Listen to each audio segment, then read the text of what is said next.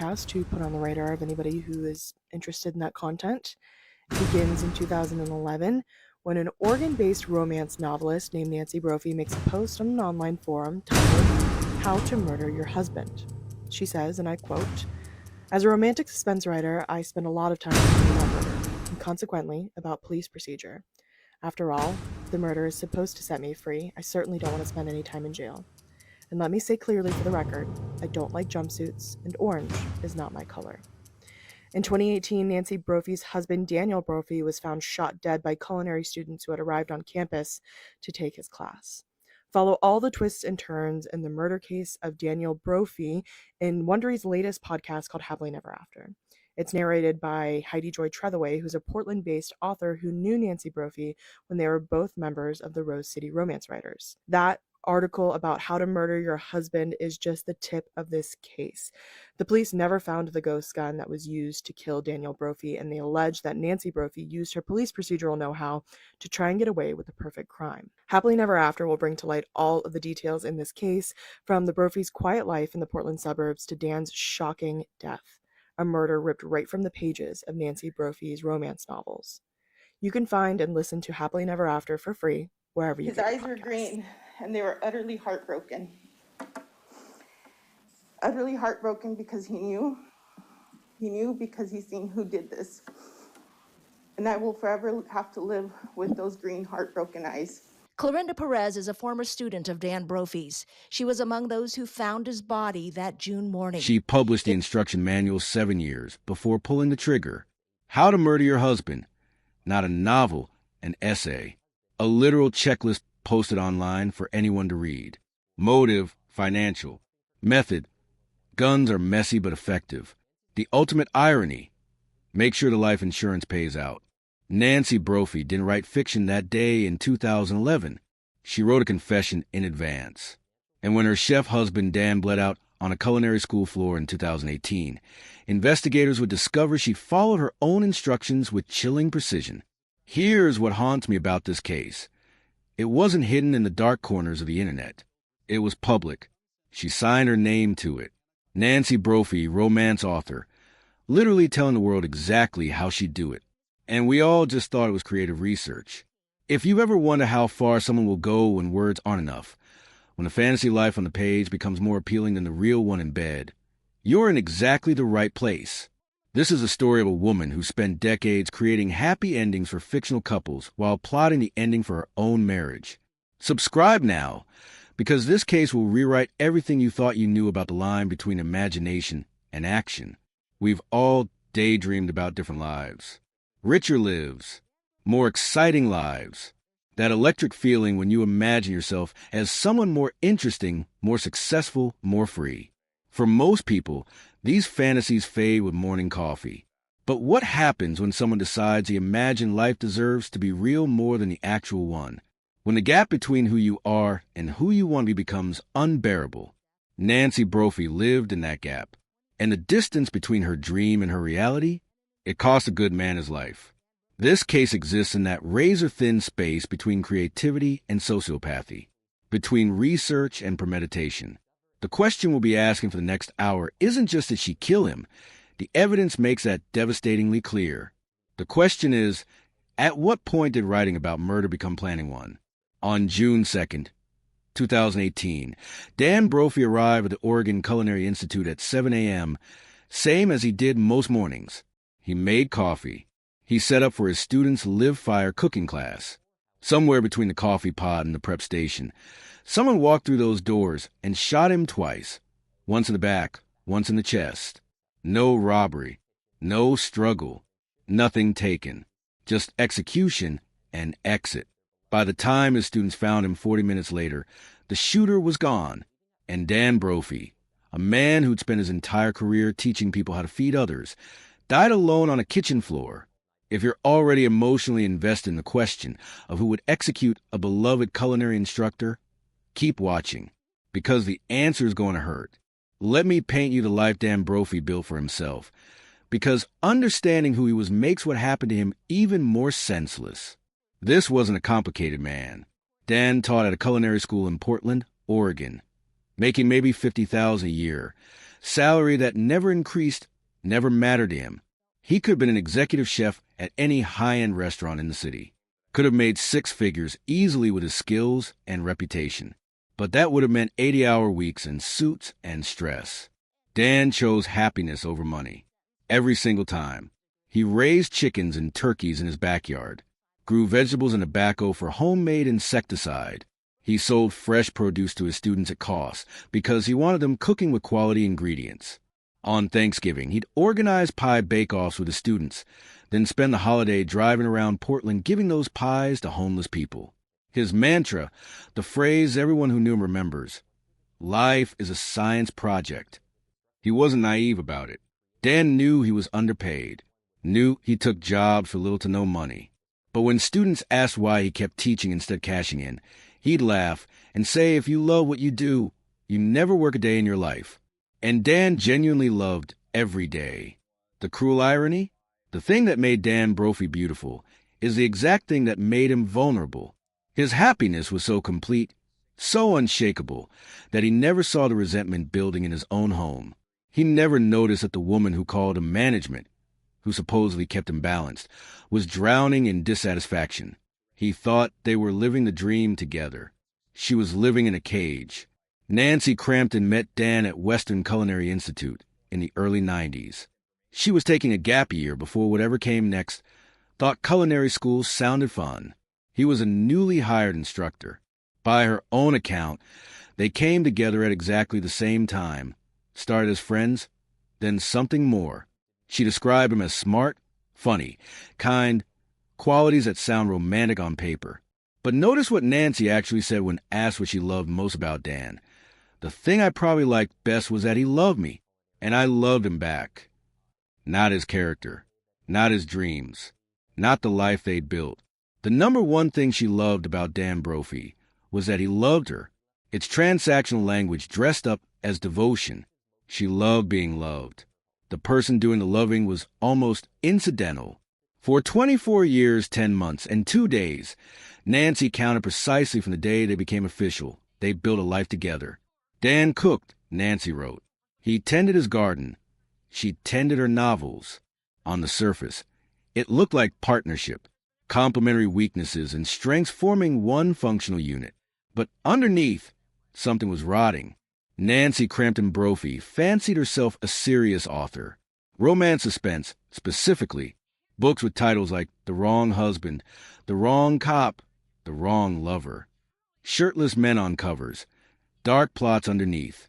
She self-published on Amazon, maintained a blog about the writing life, attended conferences with other romance authors. She took her work seriously, deadly seriously as it turned out. But here's the problem. Nancy's books didn't sell.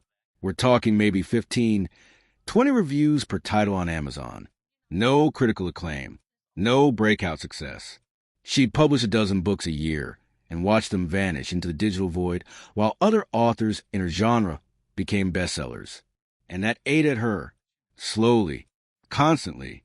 On her blog, Nancy wrote about the exhaustion of creativity, the endless to-do lists, the feeling that success was always just out of reach. She quoted scripture, "Consider the lilies, how they grow. They don't toil, neither do they spin." Then admitted she'd never found that peaceful existence. She wanted instant gratification. She wanted recognition. She wanted, desperately, to be seen as a great writer. Instead, she was a struggling author working insurance jobs and catering gigs to make ends meet.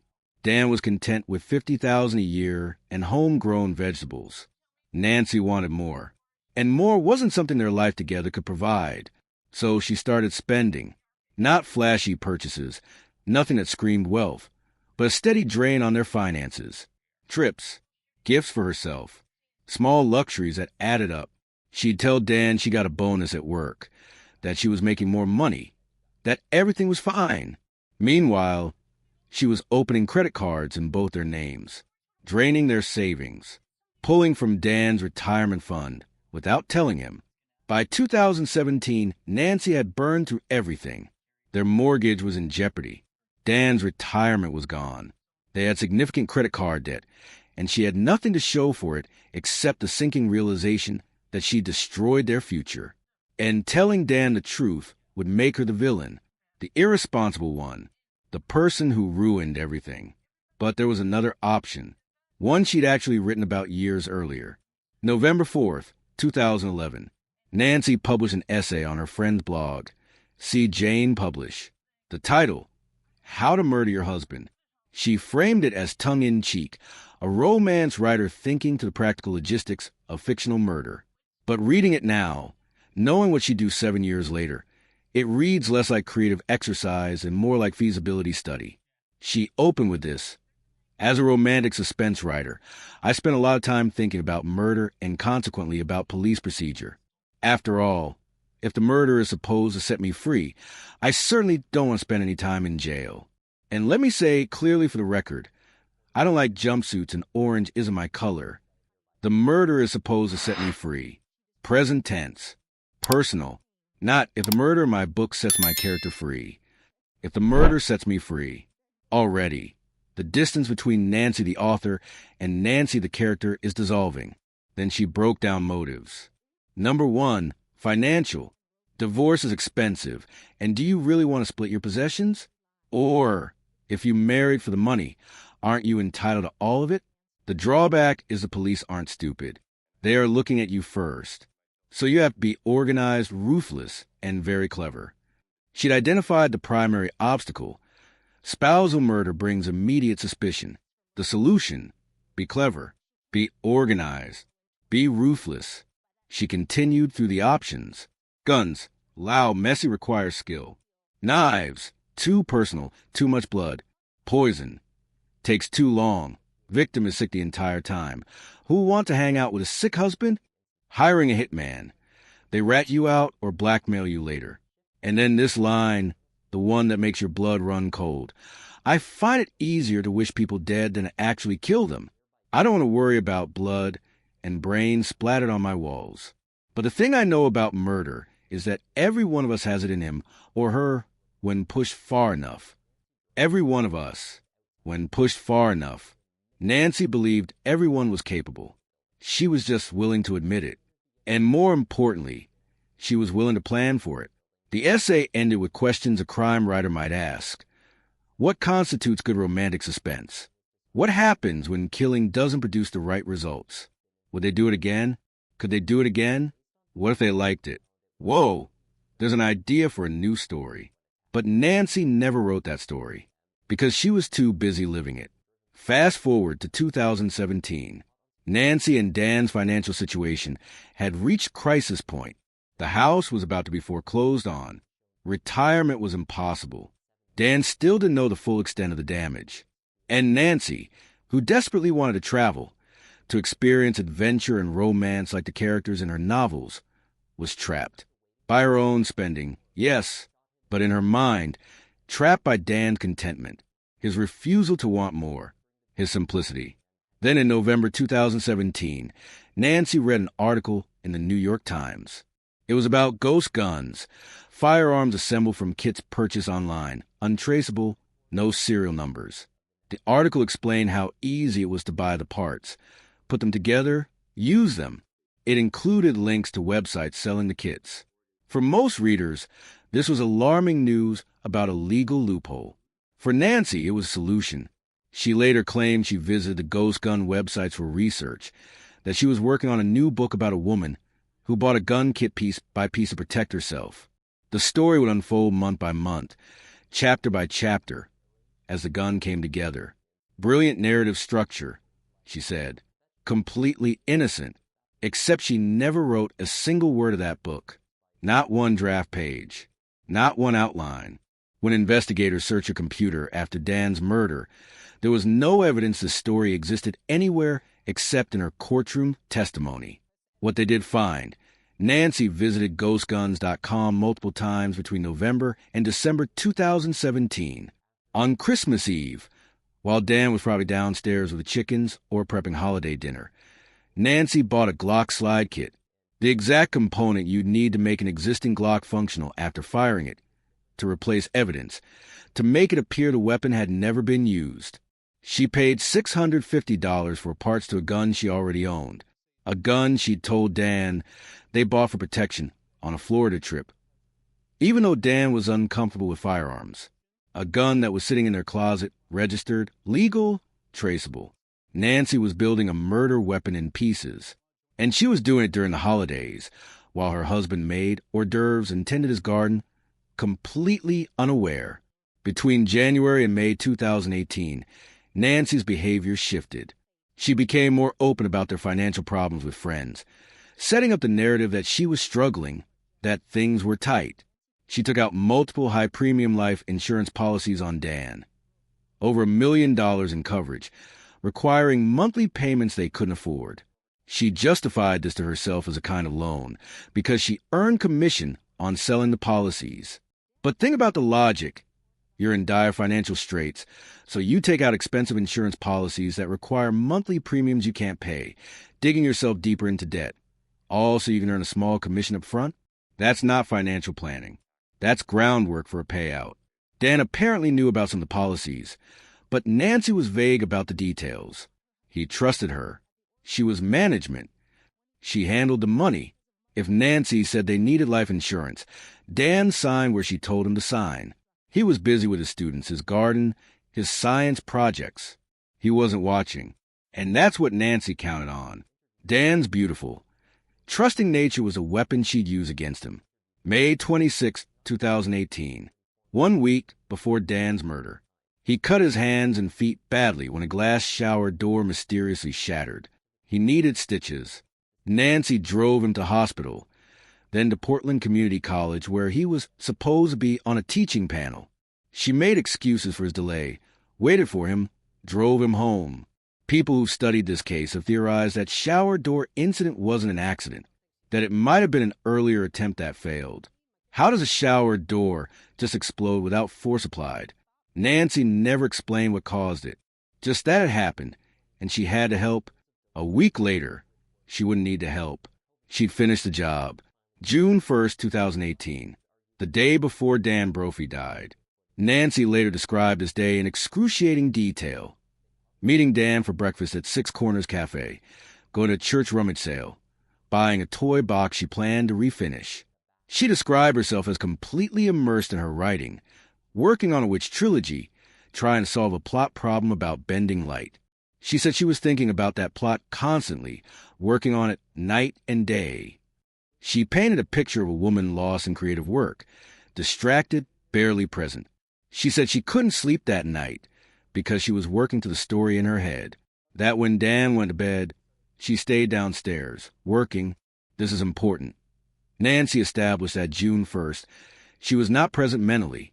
She was in her own head, in another world. This becomes her explanation for what happens next. June 2nd, 2018, 7 a.m. Dan Brophy left for work same as always. Nancy claimed she woke up briefly, saw him holding wet towels from a leak under the bathroom sink, then went back to sleep. She said she woke up later, threw on a nightshirt and tights, and drove to Starbucks for her usual coffee. Came home, got back in bed, started writing. According to Nancy, the next thing she remembered was her phone ringing. Her friend Maxine, calling to say something was happening at the Culinary Institute. Police everywhere. Nancy said she called Dan. No answer. Texted him. No reply. Flipped through news channels trying to figure out what was going on. And here's where Nancy's story starts to fracture. She claimed she learned about a shooting at the school, but didn't know Dan was involved. Didn't know someone had died. She called Dan's mother, Karen, and told her she didn't even know why she was calling. Just wanted someone to worry with her. Karen told her to go to the school. Nancy said okay, got dressed, drove downtown. But Karen Brophy remembered that conversation very differently. She testified that Nancy called and told her there was a shooting. That Nancy said she didn't want to go to the school because she'd just be in the way. That Karen had to push her, had to insist Nancy needed to be there for Dan. And here's the part that seals it. Karen testified that during their second phone call, before police ever told Nancy anything, Nancy said, "It's Dan," told his own mother that Dan had been killed, before anyone official confirmed it. Before Nancy was supposed to know. Nancy's explanation at trial? She knew Dan was dead because of how people were acting, because a police officer hugged her. because Dan's co-workers wouldn't make eye contact. She just knew. But there's only one way Nancy could have known Dan Brophy was dead before being told, and that's if she killed him herself. The police found something else that shattered Nancy's timeline. Security cameras. Portland is covered in them. Businesses, traffic lights, private residences. The Oregon Culinary Institute didn't have cameras, but everything around it did.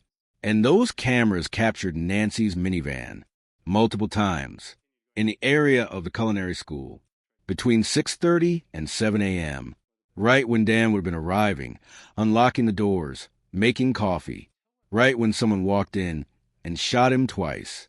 Nancy swore she'd been home, said she went to Starbucks, but only after waking up much later. When confronted with the video evidence, she changed her story, said she must have driven to the area to write, that she sometimes sat in her van in parking lots, working on her plots, that the Goose Hollow neighborhood was comfortable for her, familiar. She said she remembered sitting at a park, watching a man work on a white van, feeling distracted, moving her car to focus better, described it as a real memory. But she couldn't say when it happened, couldn't confirm it was June 2nd, just that it might have been, could have been. She drives around Portland a lot. She thinks about her writing. Time blurs, except time doesn't blur when captured on camera. Nancy's van was there, that morning, multiple times, driving past the culinary school before Dan was killed, driving away after. When police interviewed Nancy the day of the murder, sitting in a van outside the crime scene while she cried and sniffled, they asked if she and Dan owned guns. She said yes, one Glock they bought in Florida. She voluntarily turned it over to police so they could rule it out as the murder weapon. The Glock had never been fired. Police confirmed it. Nancy was cooperative, helpful, devastated. She seemed to be doing everything right. But forensic analysis of the gun revealed something interesting. It had been recently cleaned, meticulously cleaned. And the slide, the component that cycles when a gun fires, the part that would show definitive proof of use, was missing. Nancy said she had no idea where the slide was, suggested it might be in storage with the boxes from when she moved after Dan's death. Police searched those boxes, searched everything. The slide was never found. The only part of that Glock that could prove whether it had been fired was gone, and the ghost gun kit Nancy bought on Christmas Eve, that kit included a replacement slide. Police found the kit, still in its packaging, in Nancy's storage unit, but the slide that came with it, also missing. Nancy had created the perfect scenario.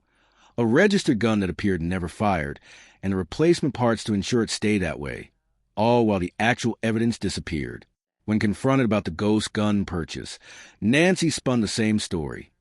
Research for a book. A woman buying gun parts month by month to protect herself. She visited the website multiple times. She said 7 to 10 times before purchasing. She watched videos about how easy assembly was. All for the story. Except forensic analysis of her browser history showed she visited ghostguns.com exactly twice. Once in November 2017, when she first found the New York Times article, and once on Christmas Eve when she bought the kit. Nancy didn't spend weeks researching. She learned about ghost guns, realized they solve a problem, and bought one. Quick, efficient, organized. Just like her essay said you needed to be. Then there was the life insurance.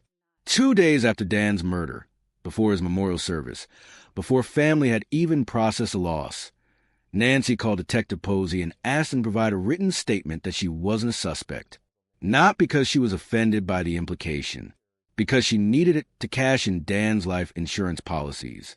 One policy worth $800,000, another over $1 million, plus workers' compensation because he died at work. Nancy stood to collect over $2 million from Dan's death. But insurance companies don't pay out on murder without investigation. They need police clearance. So Nancy called 2 days after her husband bled out on a kitchen floor and asked for paperwork to speed up the payout.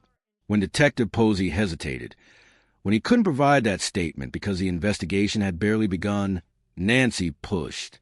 She told him she desperately needed the money. The house was in foreclosure. She was broke. She needed help. The desperation was real. The financial crisis was real. What Nancy didn't seem to grasp was that the desperation made her look guilty, because motive plus opportunity plus means equal suspect. And Nancy had all three.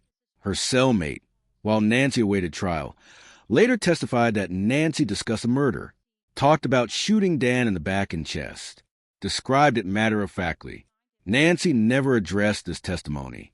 Her defense team ignored it completely, as if it never happened, because there's no good explanation for confessing to your cellmate unless you did it and needed to tell someone. At trial, Nancy took the stand.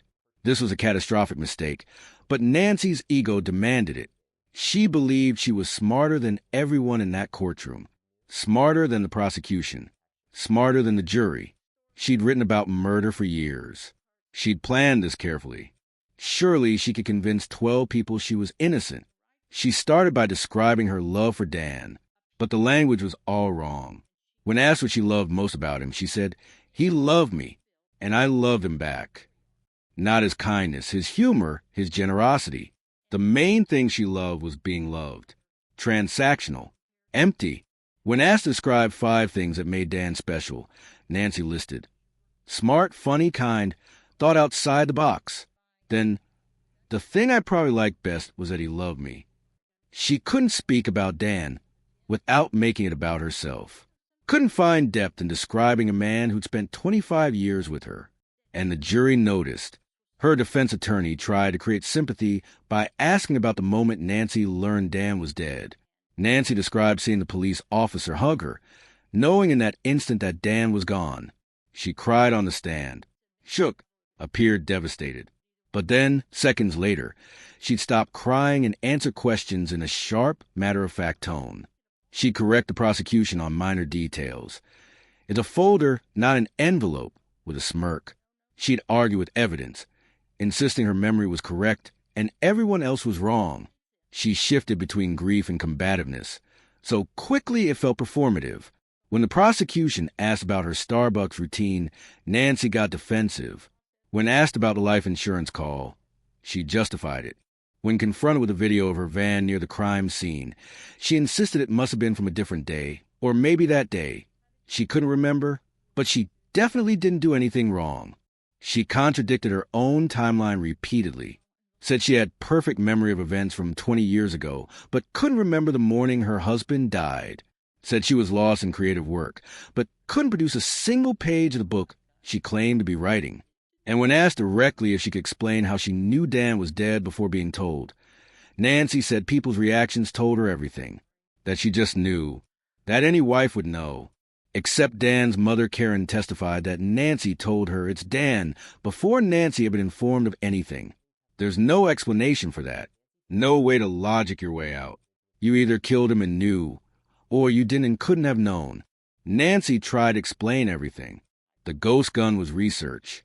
The van footage was from another time, or maybe that time, riding in parking lots. The life insurance call was following the advice in a pamphlet they gave her about handling death logistics. The missing gun slide was lost during the move, probably in one of 30 boxes packed by 35 different people. But here's what she couldn't explain. Why every single piece of circumstantial evidence pointed the same direction?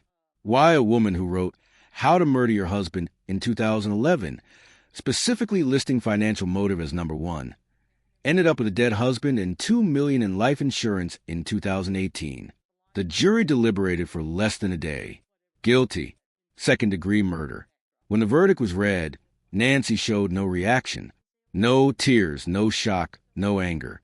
She stared straight ahead, blank, as if someone had just told her the weather forecast. Because in Nancy's mind, this wasn't possible. She'd been so careful. She'd planned for every variable. She'd written the blueprint and followed it perfectly.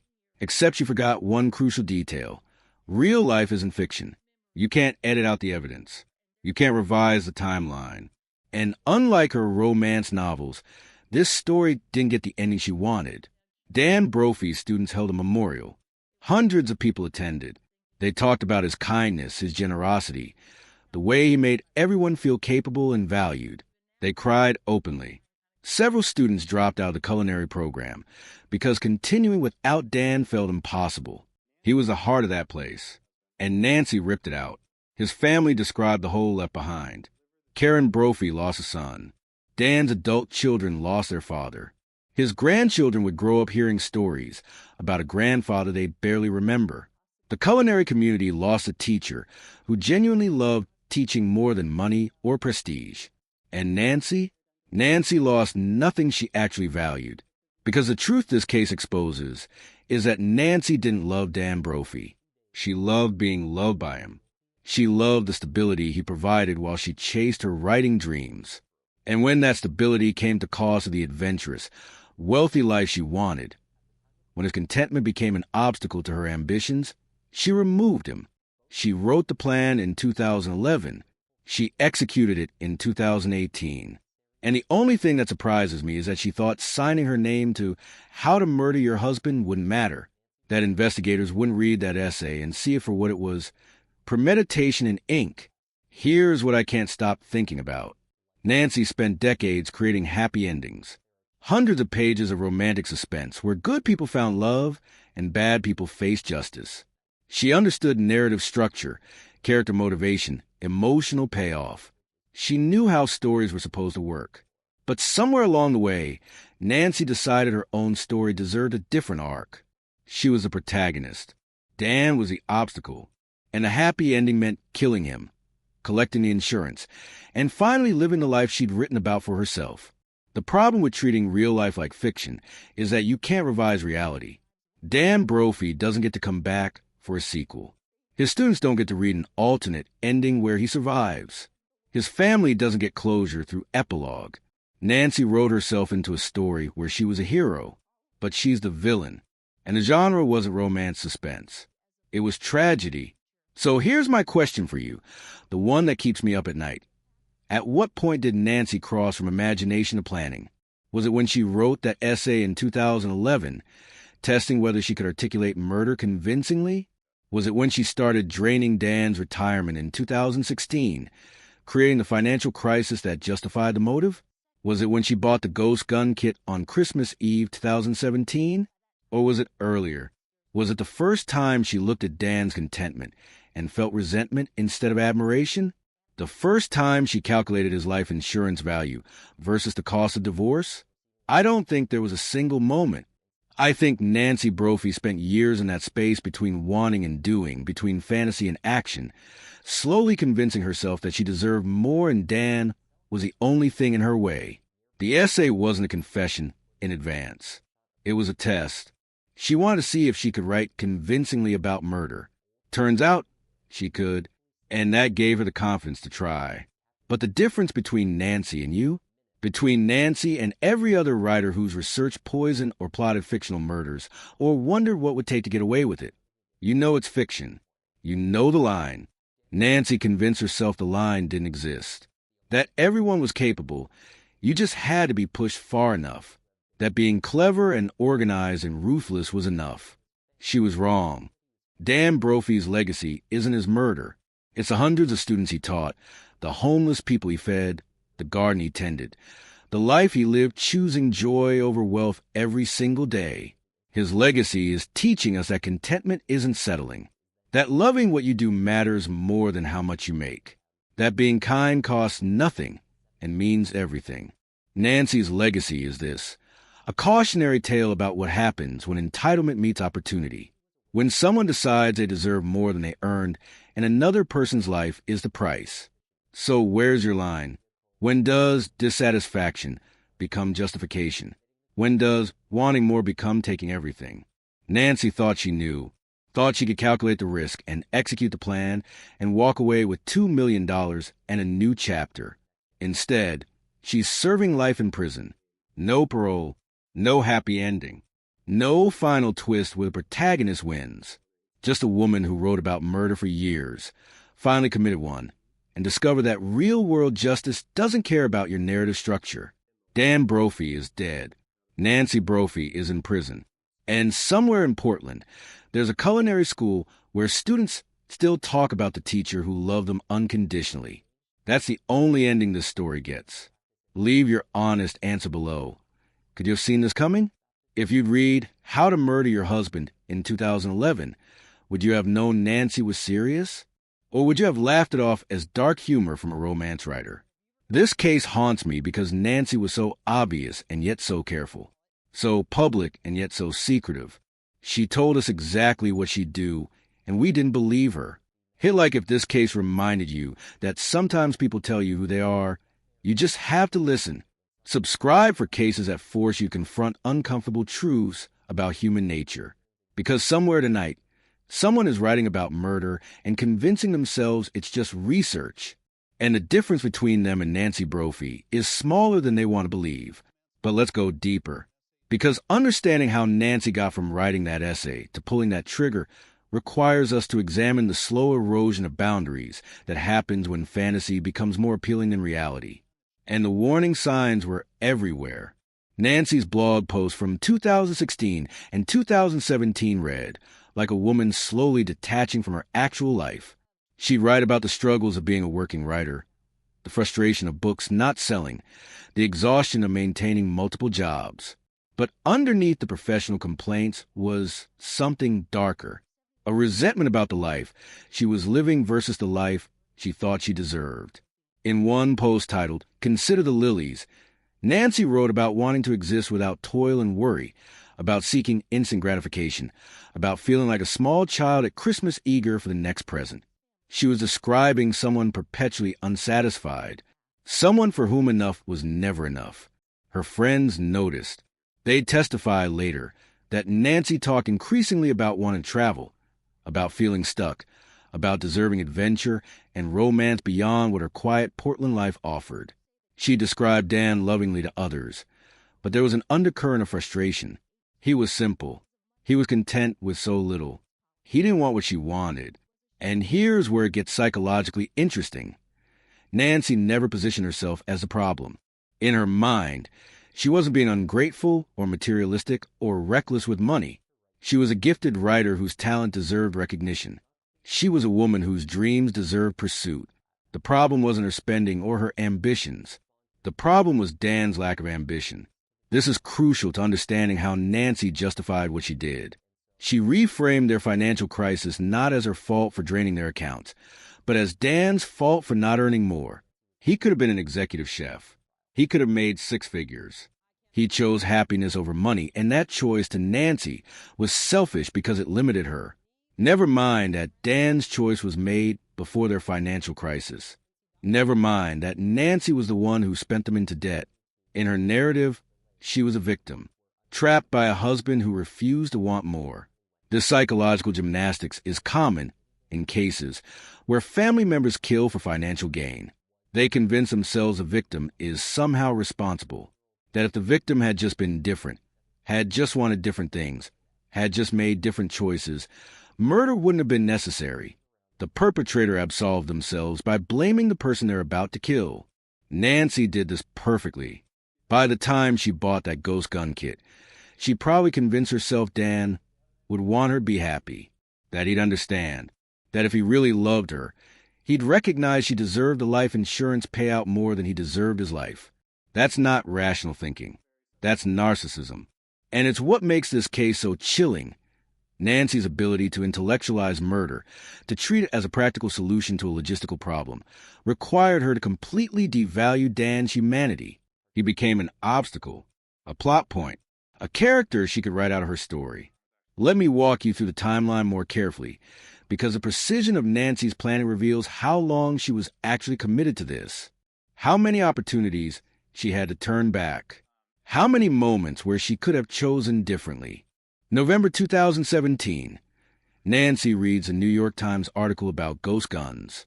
Within days, she's visiting ghostguns.com, researching kits, learning about assembly.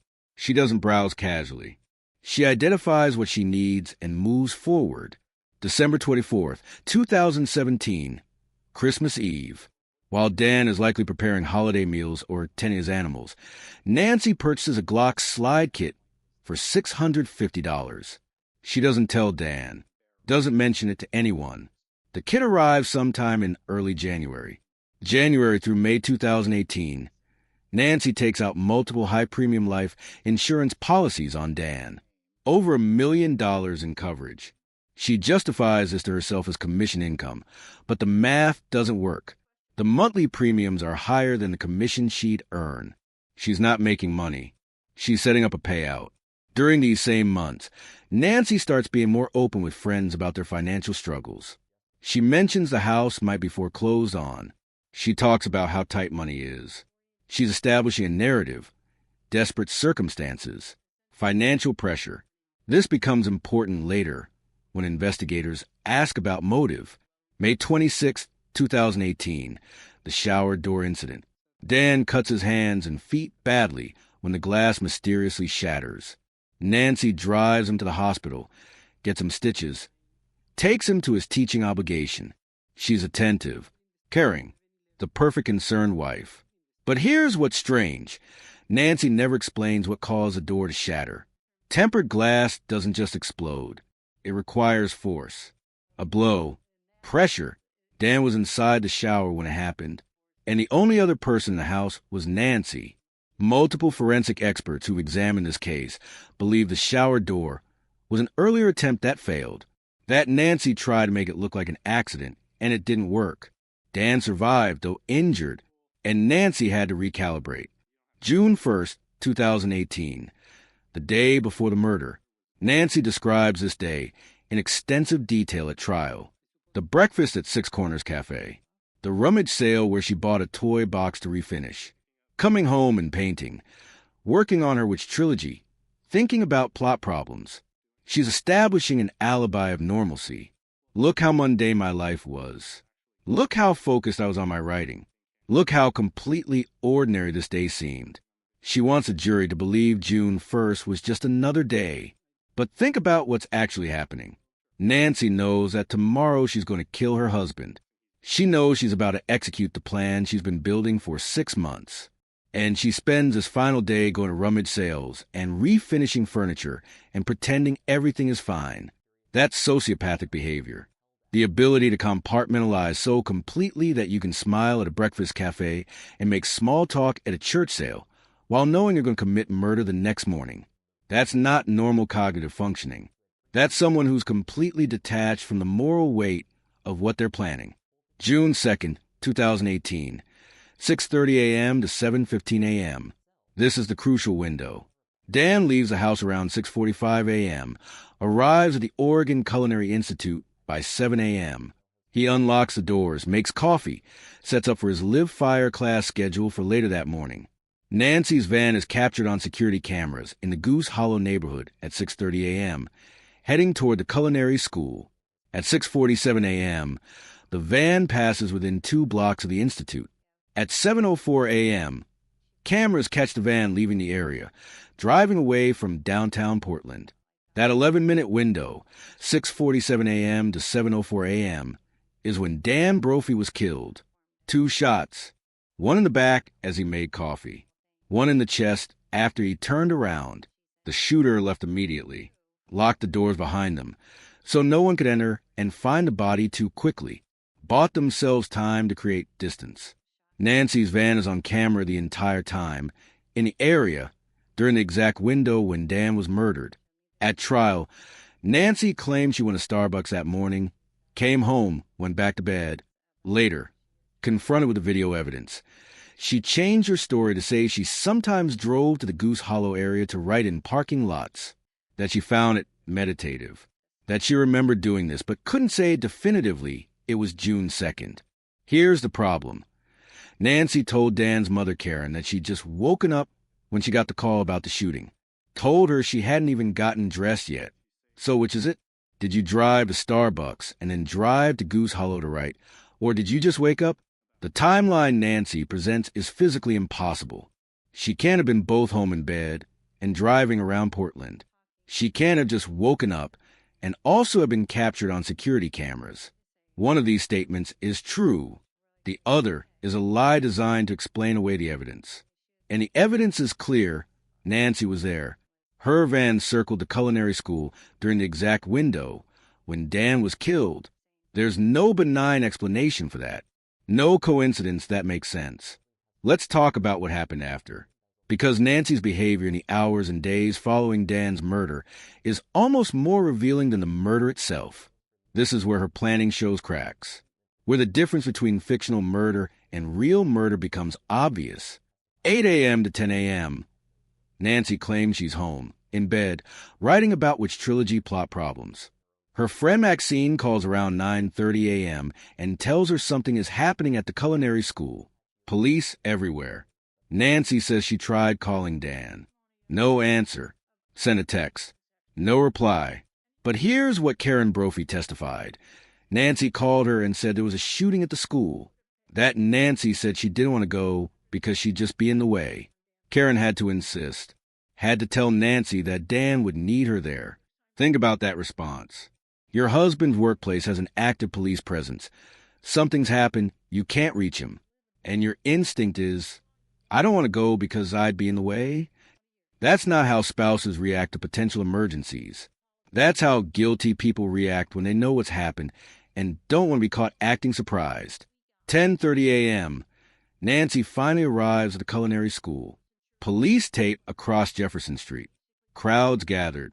Dan's co-workers standing around looking shell-shocked. And according to Nancy, this is when she knew something was terribly wrong. Because Dan's friends wouldn't look at her. Because a police officer she didn't know hugged her. Nancy claims this hug told her everything.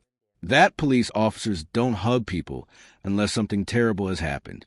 That in that moment, she knew Dan was dead. But multiple witnesses testified that Nancy called Karen Brophy before speaking to police and told her, it's Dan. He's dead. Before anyone official confirmed anything. Before Nancy entered that police van for the interview. She knew. The only way Nancy Brophy could have known her husband was dead before being told is if she killed him herself. 11 a.m. to 1 p.m. Nancy sits in a police van with Detectives Posey and Merrill. She cries. She sniffles. She describes Dan's routine, what he would have been doing that morning, whether he owned guns. She's cooperative, devastated, helpful. She tells them about the Glock they bought in Florida. Says it's in their closet at home. Offers to turn it over so they can rule it out. This makes her look innocent, transparent, someone with nothing to hide. What she doesn't mention, the ghost gun kit she bought 6 months ago, the replacement slide that would make it impossible to tell if the Glock had been fired, the fact that she cleaned the gun meticulously and removed the only component that could prove its use. Nancy volunteers information that makes her look cooperative while withholding the information that would incriminate her. That's calculated. That's someone managing their exposure. In that interview, detectives ask Nancy about her morning routine. She tells them she woke up, saw Dan dealing with wet towels from a bathroom leak, went back to sleep, woke up later and went to Starbucks, came home, got back in bed to write. She's establishing an alibi. Home, Starbucks, home. Never downtown. Never near the culinary school. Completely innocent timeline. Except the security cameras tell a different story. And Nancy doesn't know about the cameras yet. She thinks she's safe. Thinks she controlled the variables. Thinks she was careful enough. June 4th, 2018, 2 days after Dan's murder. Nancy calls Detective Posey and asks him to provide a written statement that she's not a suspect. She needs it for the insurance companies. She needs it to start collecting on Dan's life insurance policies. Think about the audacity of this request. Your husband has been dead for 48 hours. His family is planning a memorial. His students are devastated. The investigation has barely begun, and your priority is expediting the insurance payout. Detective Posey, according to his testimony, was taken aback. Not because it's unusual for widows to ask about insurance. That's normal, that's practical. But because Nancy was so aggressive about it. So urgent. She needed that letter now. She couldn't wait. Nancy later justified this by saying she'd been told by the insurance companies to get police clearance, that it was standard procedure, that she was just following instructions in the pamphlet they gave her about handling death logistics. But the timing reveals her priority. Dan's death wasn't a tragedy to process. It was a transaction to complete. And every day the insurance companies delayed was a day Nancy stayed in financial crisis. She needed that money, desperately. and she wasn't going to pretend otherwise. When Detective Posey couldn't provide the letter because you don't clear potential suspects before investigating, Nancy was frustrated. Friends testified. She complained about the delay, about how the insurance companies were being difficult, about how she was going to lose the house if the money didn't come through soon. She was supposed to be grieving. Instead, she was managing cash flow. June through August 2018, Nancy holds a memorial service for Dan at the Oregon Culinary Institute. Hundreds attend. They share stories about Dan's kindness, his teaching, his generosity. Nancy smiles at inappropriate times during the service. People notice. Friends defend her, saying she grieves differently, that she's overwhelmed.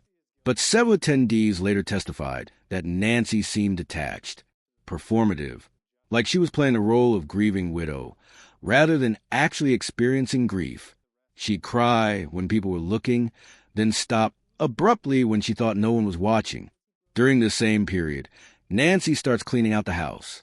She needs to sell it quickly because Wells Fargo is threatening foreclosure.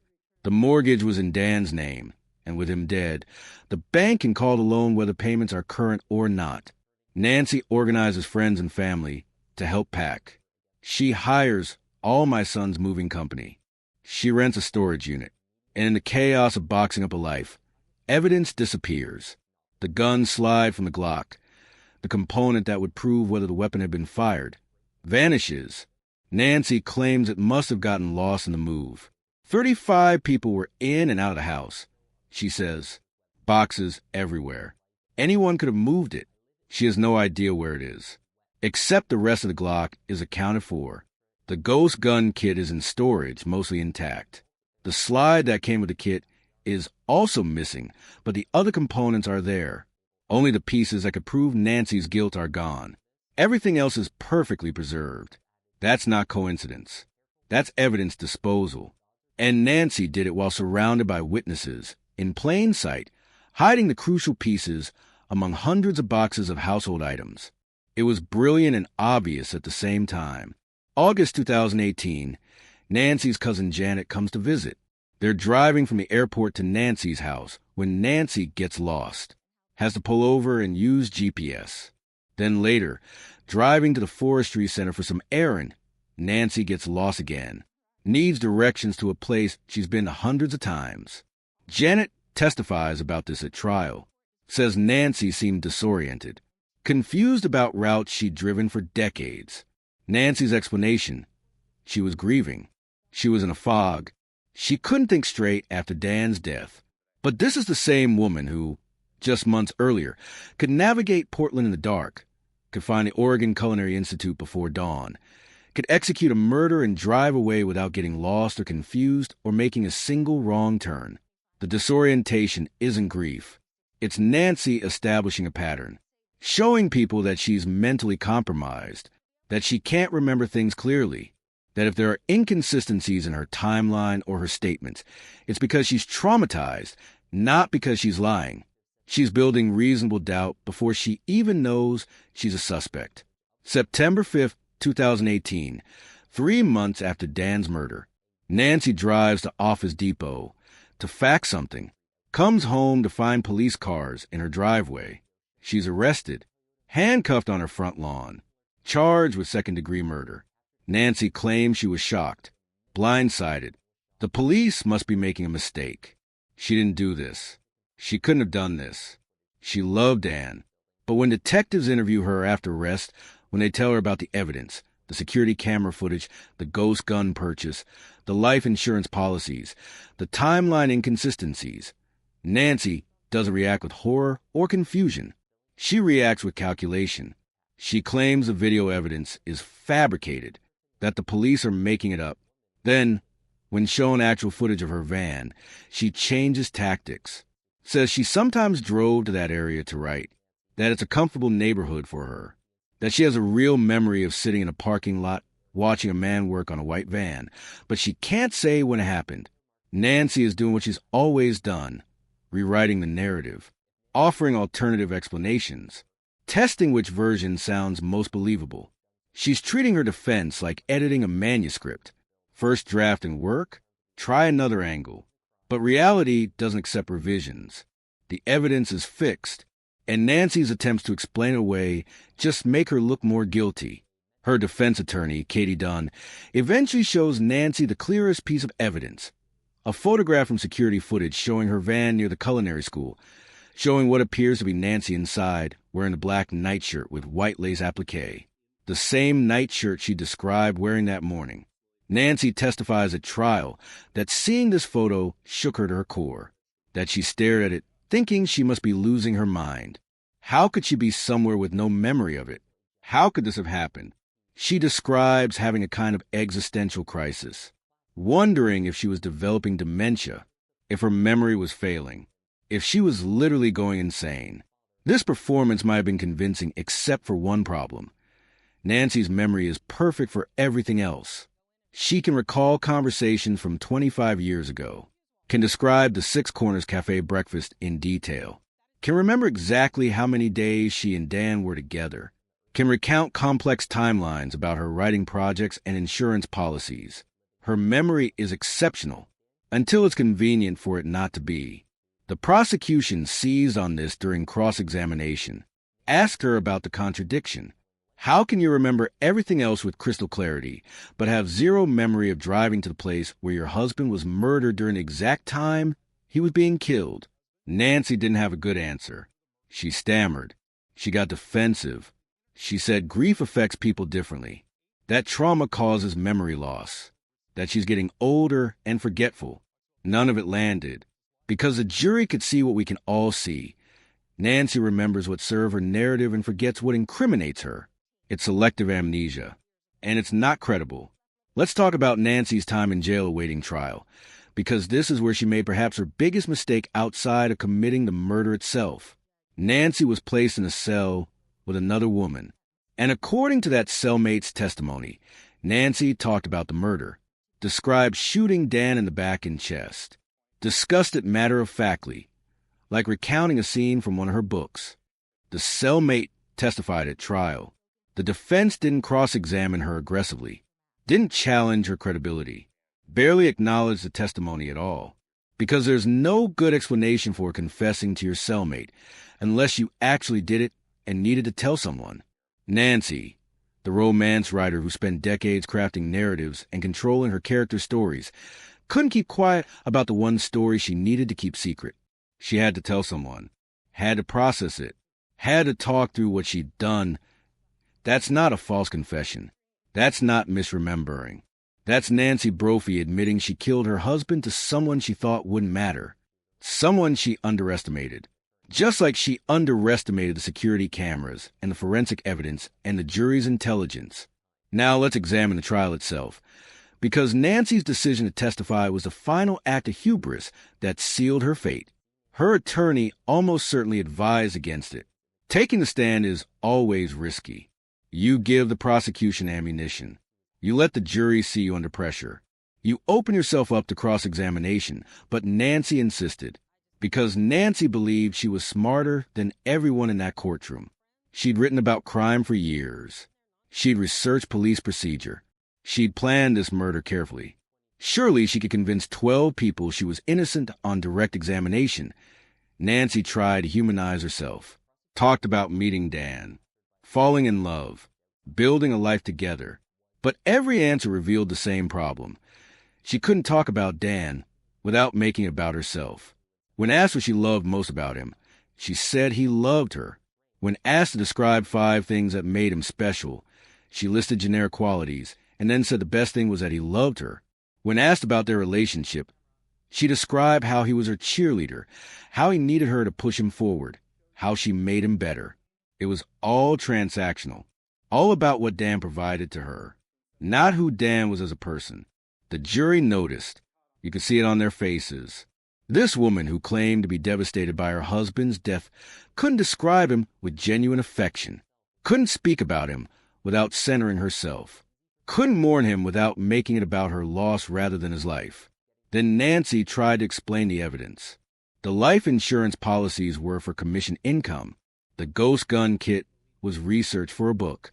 The security camera footage was from a different time, or maybe that time she couldn't remember, The call to Detective Posey asking for clearance was just following standard procedure. Every explanation made sense in isolation, but together, they formed a pattern of someone who'd carefully planned a murder and was now desperately trying to create reasonable doubt. The prosecution's cross-examination destroyed her. They asked about her timeline, about her memory, about why she could recall tiny details from decades ago, but not the morning her husband died, about why she told Karen Brophy that Dan was dead before anyone told her, about why her van was in the area during the exact window when Dan was shot. Nancy got combative, started correcting the prosecutor on minor details, said it's a folder, not an envelope, with a smirk when he misspoke, argued about whether she'd visited the Ghost Gun website 7 times or 2 times, insisted her memory was accurate and everyone else was wrong. She thought she was showing strength, defending herself, proving she wasn't intimidated, but she just looked guilty, arrogant, like someone who thought they were cleverer than the evidence. And when the prosecutor asked directly, "How did you know Dan was dead before police told you?" Nancy said people's body language told her everything, that any wife would know, except that's not how it works. You don't just know someone is dead because people won't make eye contact. You know, because you killed them. The jury deliberated for less than 7 hours. Guilty. Second-degree murder. Nancy showed no reaction when the verdict was read, just stared straight ahead, blank, detached. Because even then, I think Nancy believed she'd get away with it, that her superior intellect, her careful planning, her ability to craft narratives would save her, that somehow the story would bend to her will. But it didn't. The story ended exactly the way it had to, with justice for Dan Brophy and a life sentence for Nancy. Now here's the question that haunts me and should haunt you. How many Nancy Brophies are out there? How many people are writing about murder and slowly convincing themselves it's more than fiction? How many spouses look at life insurance policies and think about alternative futures? The answer is probably more than we're comfortable with, because the line between fantasy and planning isn't as clear as we'd like to believe. Nancy didn't wake up one day and decide to kill Dan. She spent years in that gray space, imagining, researching, testing whether she could articulate murder convincingly. And every time she wrote about it successfully, every time she researched guns or poisons or alibis for her books, she normalized the thought process. She made murder less taboo, more practical, more achievable. That's the warning in this case. Not that writers are dangerous. They're not. Not that people who research dark topics are potential killers. They're not. But that the slow normalization of violence in your imagination can, in rare cases and with the wrong mindset, become normalization in reality. Nancy Brophy didn't become a killer overnight. She practiced for years on the page. And when life presented the right combination of motive and opportunity and means, she had a blueprint ready to follow. That's what makes this case different from other spousal murders. Most killers act in passion or panic. They snap. They make mistakes. They're sloppy. But Nancy had been methodically planning this for years, even if she didn't consciously acknowledge it. The essay wasn't a joke. It was a test run. And when the test run worked, when people read it and laughed it off as dark humor, Nancy learned she could hide in plain sight. So here's my final question, the one I need you to sit with. When did Nancy stop being a writer and become a killer? Was it when she bought the ghost gun? When she took out the life insurance? When she wrote that essay in 2011? Or was it earlier? Was it the first time she looked at Dan's contentment and felt rage instead of happiness? The first time she calculated what his death would be worth? I think the transformation happened so gradually that Nancy herself didn't notice. She just kept moving the boundary, kept telling herself she was only thinking about it, only researching, only planning what a character might do, until one morning in June, she stopped thinking and started doing. And Dan Brophy paid for that transformation with his life. His legacy lives on through his students, his recipes, his kindness. Hers lives on as a warning. The stories we tell ourselves about who we are and what we're capable of matter. Because eventually, if you tell yourself the same story enough times, you might just decide to live it. Nancy Brophy is serving life in prison. She'll never write another book, never attend another conference, never live the adventurous life she killed for. Dan Brophy is dead. His grandchildren will grow up without him. His students lost a mentor. His family lost a son and father and husband. And somewhere in a prison cell, I imagine Nancy still thinks she was smarter than everyone, that if just one or two details had gone differently, she'd have gotten away with it. That's the thing about narcissists. Even when reality proves them wrong, they find a way to maintain the delusion. But we know the truth. Nancy Brophy wrote the instruction manual for her husband's murder and followed it step by step. And the only thing that surprises me is that she thought signing her name to it wouldn't matter. Leave your thoughts below. Could you have predicted this? Would you have seen the warning signs? Hit like if this case reminded you that sometimes the most dangerous person is the one who tells you exactly what they're capable of, if you just listen. Subscribe for more cases that challenge everything you think you know about human nature. Because the difference between imagining murder and committing one is smaller than we want to believe. And Nancy Brophy proved that the hard way.